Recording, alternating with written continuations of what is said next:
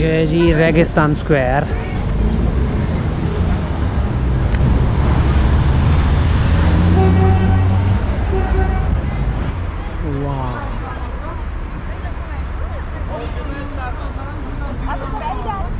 नमस्कार, मैं हूं इस समय समरकंद उज़्बेकिस्तान में। समरकंद एक बहुत खूबसूरत शहर है उज़्बेकिस्तान का। जो लोग हिस्ट्री में विश्वास रखते हैं या हिस्ट्री में इंटरेस्ट लेते हैं उनको मालूम होगा कि जो समरकंद है ये एक महत्वपूर्ण जगह या शहर हुआ करता था सिल्क रूट के टाइम पे। यहाँ पे बहुत सारे जो बिजनेसमैन हैं आके रुकते थे। बहुत ही पुराना ये शहर है और आज की डेट में यहाँ पे हज़ारों टूरिस्ट आते हैं इस शहर को देखने के लिए। यहाँ पे बड़ी जो छोटी छोटी चीज़ें हैं उन पे बड़ा ध्यान दिया है। मैं आपको दिखाऊंगा आने वाले वीडियोस में कि जो समरकंद है वो कितना खूबसूरत है और जो लोग भारत से बाहर जाना चाहते हैं उनके लिए समरकंद घूमना कितना आसान हो सकता है और कितना कम खर्चीला हो सकता है। क्योंकि भारत से समरकंद के लिए डायरेक्ट उड़ान है, लेकिन आप पैसा बचाने के लिए कैसे आप सस्ते में ट्रैवल कर सकते हैं ये मैं वीडियोज़ अब मैं अपने बताता रहता हूँ। मेरी जो फ़्लाइट थी वो 3 फ़्लाइट मैंने ली यहाँ पहुँचने के लिए। एक थी दिल्ली से अहमदाबाद के लिए, फिर अहमदाबाद से आबू धाबी के लिए और फिर आबू धाबी से समरकंद के लिए। अगर आपको पैसे बचाने हैं तो मेरी तरह जुगाड़ आप कर सकते हैं। ये जुगाड़ कैसे आप कर सकते हैं उसके लिए आपको मेरे वीडियोज़ देखने होंगे, लेकिन बहुत कम पैसे में कैसे आप ट्रैवल कर सकते हैं ये मैं आपको इन वीडियोज़ में दिखाऊँगा। अभी फ़िलहाल मैं हूँ यहाँ पे रेगिस्तान स्क्वायर पे। इस बार मैं आपको दिखाऊंगा उज़्बेकिस्तान, जहाँ पे बहुत कम लोग जाते हैं, जिसके बारे में ज़्यादातर भारतीयों को मालूम भी नहीं है। क्योंकि सेंट्रल एशिया में बहुत खूबसूरत देश हैं जैसे कि उज़्बेकिस्तान, ताजिकिस्तान, किर्गिस्तान, इनके बारे में बहुत कम लोग जानते हैं। लेकिन ये देश इतने खूबसूरत हैं कि हम इमेजिन भी नहीं कर सकते। मैंने इसके बारे में बहुत पढ़ा हुआ है, इसीलिए मैंने डिसाइड किया यहाँ पे आना। लेकिन आज मैं देख रहा हूँ कि समरकंद सच में कितनी बेहद खूबसूरत शहर है। ये भाई की शादी हो रही है और ये दुल्हन पूरा फर्श साफ करते हुए।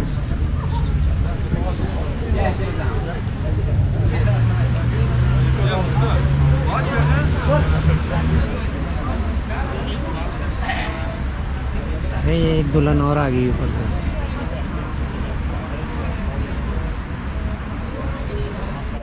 यहाँ पे लगता है शादियों का दौर है।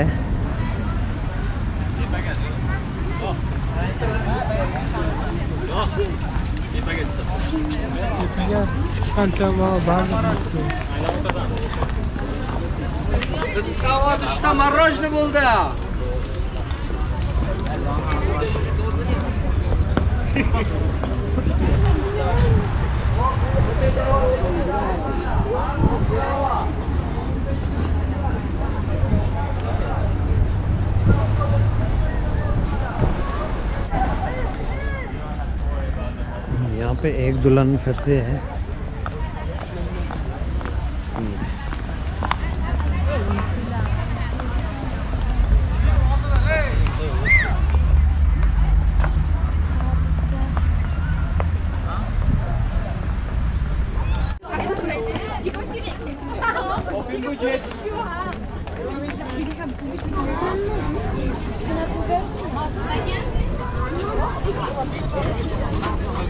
अरे एक दुल्हन हो रही यार, कितनी शादियां हो रही है।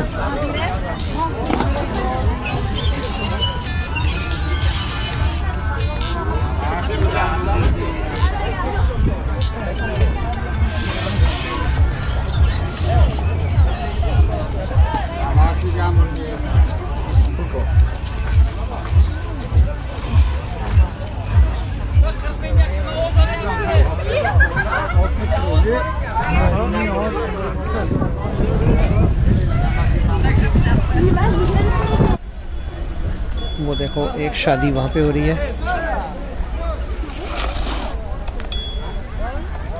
एक यहाँ पे हो रही है और एक अभी अभी वहाँ हो रही है। आज यहाँ पे इतनी शादियाँ हो रही है कि बस। Danyar, Ulug'bek, Bibi Khanim, Gorimir, Shahizinda, Al-Motridi, Imam Al-Bukhari. 7. 7. Okay. And how far is this Imam Al-Bukhari? Imam Al-Bukhari 30 kilometer e back 30 kilometer. 60 kilometre 60 kilometer. Come back. हम बैक। इनके हिसाब से 7 बड़ी जगहें हैं यहाँ पे देखने के लिए, और एक जगह तो ऐसी है जहाँ पे आने जाने के लिए 60 किलोमीटर लगेगा।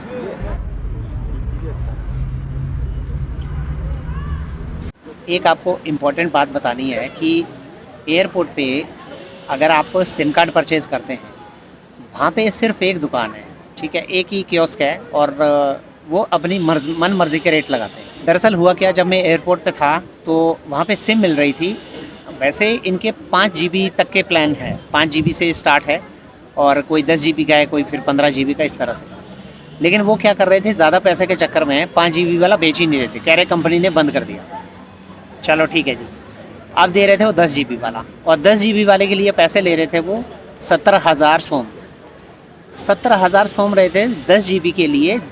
सारे जितने भी नेटवर्क है यहाँ पे, यूसेल, बी लाइन, इस तरह की कुछ कंपनीज़ है, लगभग 4 कंपनीज़ है यहाँ पे, और वो मिल रहा था 20,000 रुपये महंगा।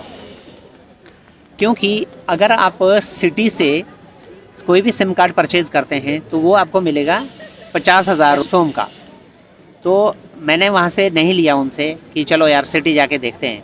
तो जब मैं सिटी में आया तो वहाँ पे बी लाइन का जो कनेक्शन है वो मुझे मिला 50,000 सोम का 10 GB के साथ, जिसकी वैलिडिटी होती है 1 मंथ। यहाँ पे उज़्बेकिस्तान में एक चीज़ है कि जब भी आप उज़्बेकिस्तान आते हैं, अगर आप 1 मंथ से ज़्यादा रहते हैं तो यहाँ पे सिम के साथ साथ आपको अपना हैंडसेट भी रजिस्टर करना होता है। उसका जो IMEI नंबर है वो आपको रजिस्टर करना होता है। वो बल्कि पूछेंगे आपसे कि आपको रजिस्टर करना है, यानी कि अगर आपको 1 महीने से ज़्यादा रहना तो आपको करना होगा। अगर आपको नहीं रहना ज़्यादा तो आप उसके बाद जो है उसको छोड़ सकते हैं। तो एयरपोर्ट पे आप सावधान रहें, वहाँ से सिम ना लें, शहर में किसी तरह आ जाएं कहीं पे भी, वो आपको लगभग 20,000 सोम आपके बच जाएंगे। और दूसरी बात है कि एयरपोर्ट पे करेंसी एक्सचेंज ना करें। अगर आपको करेंसी एक्सचेंज करनी है तो यहाँ पे एक चीज़ देखी मैंने उज़्बेकिस्तान में, यहाँ पे गलियों में पैसे लेके लोग खड़े हैं और डॉलर के बदले में यहाँ के सोम दे रहे हैं। अब ये भी नहीं पता वो नकली है या असली है। तो आप बैंक के अलावा कहीं पे ना चेंज करें। बल्कि मैंने तो ATM से पैसे निकाले हैं, लगभग 7.5 लाख सोम मैंने निकाले थे। तो उसके मेरे से जो चार्ज काटे हैं बैंक ने, वो सिर्फ काटे हैं 400 रुपये। और अगर आपके पास में फॉरेक्स कार्ड है तो फिर उसके में जो है कोई ज़्यादा चार्ज भी नहीं लगते हैं। 100 रुपये विड्रॉल का चार्ज आपका लगेगा, बाकी जो उस दिन की करेंसी रेट होगा वही आपको लगेंगे। सबसे बेस्ट है ATM। पूरी दुनिया में जहाँ पे भी आप जाएं सिवाय रशिया के, क्योंकि अभी रशिया में सैंक्शंस की वजह से हमारे जो कार्ड्स हैं वहाँ पे काम नहीं करेंगे, डेबिट क्रेडिट कुछ काम नहीं करेगा, तो वहाँ पे आपको कैश चाहिए होगा। इसके अलावा बाकी जितने देश हैं वहाँ पे आप सिर्फ फॉरेक्स कार्ड का यूज़ करें, आपके लिए बेनिफिट होगा। मैंने यहाँ की करेंसी निकाली है 7.5 लाख, और जो वो नोट निकले मशीन से वो निकले 1-1 लाख रुपए के 7 नोट, और बाकी 10-10 हज़ार के 5 नोट। मैंने पहली बार 10,000 का और 1 लाख का नोट देखा है, फर्स्ट टाइम। यह है जी यहाँ का 1 लाख का नोट।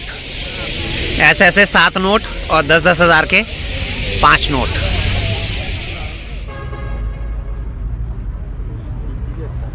अभी ये शाम का समय है रेगिस्तान स्क्वायर में। आप देखेंगे बहुत सारे लोग आए हैं यहाँ पे। ये सारे जो लोग हैं ये दरअसल किसी चीज़ का वेट कर रहे हैं। वो है यहाँ पे अभी थोड़ी देर में लाइट शो होने वाला है, इस पर लेज़र लाइट्स डाली जाएंगी इस पूरे उस पर, और सुना है कि बहुत खूबसूरत दिखता है। उसी का मैं वेट कर रहा हूँ यहाँ पे लगभग 3 घंटे से, जिसका सबको इंतज़ार था। एकदम से बहुत खूबसूरत। मैं कह नहीं सकता कि आपको कैमरे में कैसा दिख रहा होगा, लेकिन मैं यहाँ पे महसूस कर रहा हूँ एकदम ज़बरदस्त, बहुत ही खूबसूरत। यहाँ पे ठंड हो गई है बहुत ज़्यादा। आज सारे दिन भर धूप थी, लेकिन अभी मुझे ठंड लग रही है। बहुत सारे लोग जैकेट्स में आ चुके हैं, लेकिन बहुत सारे मेरे जैसे अभी भी टी-शर्ट्स में घूम रहे हैं। लेकिन भाई ठंड बहुत ज़्यादा है। सेंट्रल एशिया में अगर आप आते हैं तो उज़्बेकिस्तान इन सब सारे देशों में से सबसे गर्म माना जाता है, लेकिन अभी यहाँ पे ठंड हो चुकी है। मुझे लगता है शाम के लिए आपको साथ में एक जैकेट रखने की ज़रूरत होगी।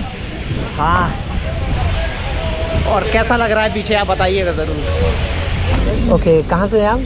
दिल्ली से। मैं भी दिल्ली से हूँ। नोएडा 119 में रहती हूँ। नोएडा में रहते हैं? नोएडा एक्सटेंशन में? हाँ, सेक्टर 119 में। सेक्टर 119। साकेत थोड़ा दूर है ना? साकेत। हाँ, साकेत तो दूर है। एक्चुअली नोएडा में मेरा कज़न भी रहता है। अच्छा। उनका अपना फ्लैट है आम्रपाली। हमारे पाली प्लॉट नहीं है, उसके सामने आरण्य सोसाइटी है, वहीं पे रहता हूँ। आम्रपाली मेरा कज़न रहता है। अच्छा, आरण्य उसी के सामने सोसाइटी है ना, हम वहीं पे ओह वाह, दैट्स ग्रेट। पढ़ाई करते हैं क्या? Блогер? Yes, I'm Вот тоже блогер. Блогер? Yes. О, сколько subscriber? Subscriber. 225. 255 bin. 255. 255 bin bildim. Baycan. Baycan. Шейх, идем. Он, это тоже Индия. Да. ये हाय। साइकिल में रहते हैं। कहाँ पे? साइकिल में। घूमना है? हाँ, मैं घूमने आया हूँ। अच्छा, बहुत अच्छा लगा। King Asmaka.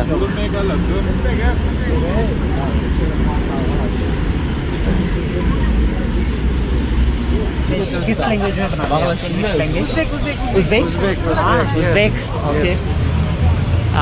ये भी एक ब्लॉगर हैं और इनके 1 पॉइंट कितना million? Milyon, 1 second. 1 minute. Milyon.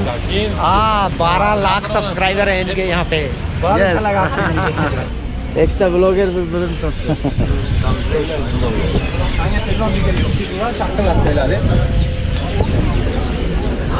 Thank you. Okay, bye bye. था जी इंडिया का। इन भाई की शादी हुई है उज़्बेक लड़की से। उन्होंने ही मुझे बुलाया, उन्होंने ही मुझे पहचाना, क्योंकि दिल्ली के लोगों को दूर से पहचान लिया था। और नोएडा में ये रहते हैं मेरे कज़न की बगल वाली सोसाइटी में।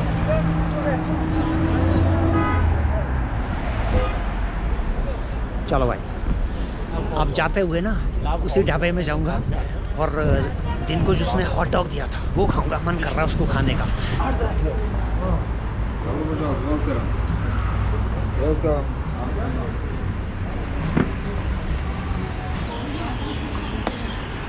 ये था,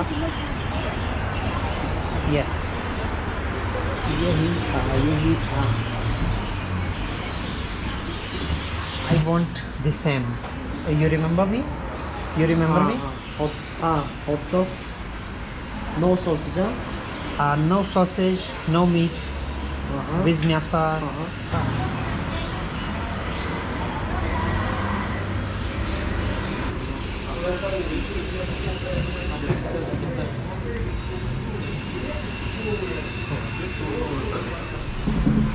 ये है जी मेरा फेवरेट। ये इन्होंने मुझे सब्जियां भर के देते हैं, ये पूरा भरा हुआ है सब्जियों से, और ये इतना बड़ा है कि मतलब एक बार खाओ तो पूरा हो जाता है। और ये लाइए इसके साथ में को। पहले पेट पूजा करते हैं, बहुत हो गया, और उसके बाद फिर चलते हैं अपने हॉस्टल। अब हॉस्टल कहाँ है वो मुझे ढूंढना पड़ेगा। मैं बहुत दूर आया हूँ, पता नहीं कितना दूर किलोमीटर आज सुबह से चल रहा हूँ, ढूंढता हूँ।